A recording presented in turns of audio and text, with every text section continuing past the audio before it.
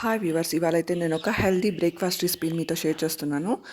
దీనికోసం ముందుగా పెసరపప్పును అయితే ఉడకపెట్టుకొని రెడీగా పెట్టుకోవాలి. ఆ తర్వాత ఒక పెనం పెట్టుకొని ఆ పెనంలో కొంచెం ఆయిల్ వేసుకొని, ఆయిల్ వేడయ్యాక అందులో కొంచెం ఆవాలు, జీలకర్ర వేసుకొని మనం ఆల్రెడీ పొట్టు తీసి పెట్టుకున్న చిన్న ఉల్లిపాయలని అందులోకి వేసుకొని బాగా ఫ్రై చేసుకోవాలి. స్మాల్ ఆనియన్స్ వేసుకోవడం వల్ల ఈ కర్రీ చాలా టేస్టీగా ఉంటుంది.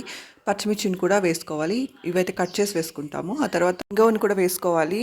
కొంచెం కరివేపాకును కూడా వేసుకొని బాగా ఫ్రై చేసుకోవాలి. ఇవన్నీ బాగా ఫ్రై అయ్యాక దంచిన వెల్లుల్లిని కూడా వేసుకొని బాగా ఫ్రై చేసుకోవాలి. ఆ తర్వాత కట్ చేసి పెట్టుకున్న టమోటో ముక్కలను వేసుకొని బాగా ఫ్రై చేసుకోవాలన్నమాట. ఒక 2-3 టమోటోలను కట్ చేసి వేసుకొని బాగా మగ్గించుకోవాలి.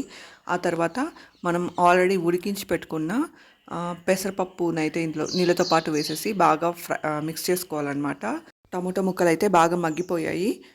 మనం ఆల్రెడీ ఉడికించి పెట్టుకున్న పెసరపప్పుని ఇందులోకి బాగా వేసేసి బాగా మిక్స్ చేసేసి అందులోకి తగినంత కారాన్ని, ధనియాల పొడిని, ఉప్పుని, పసుపుని వేసి మిక్స్ చేసేసామంటే కొంచెం సేపు ఉడికిస్తే హెల్దీ అండ్ టేస్టీ పెసరపప్పు కర్రీ రెడీ అయిపోతుందన్నమాట. సమ్మర్లో ఈ పెసరపప్పు వల్ల చాలా హెల్త్ బెనిఫిట్స్ అయితే వస్తాయి.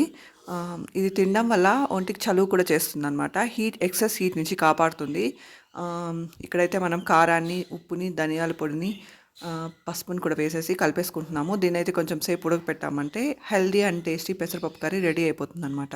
ఇందులో ఫైబర్ అధికంగా ఉంటుంది, ప్రోటీన్ కూడా అధికంగా ఉంటుందన్నమాట. ఇందులో విటమిన్ సి, విటమిన్ బి6, ఐరన్, పొటాషియం, మెగ్నీషియం కూడా అధికంగా ఉంటాయి. ఫోలేట్ కూడా ఉంటుందన్నమాట.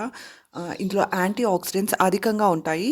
సో ఇది తీసుకోవడం చాలా మంచిదన్నమాట. కొలెస్ట్రాల్ కూడా తగ్గుతుంది, షుగర్ లెవెల్స్ కూడా కంట్రోల్ అవుతాయి. ఇందులో పొటాషియం అధికంగా ఉంటుంది కాబట్టి గుండె ఆరోగ్యాన్ని కూడా పెంచుతుందన్నమాట. డైజెస్టివ్ హెల్త్ని కూడా ఇంప్రూవ్ చేస్తుంది, ఇమ్యూనిటీ కూడా పెంచుతుంది.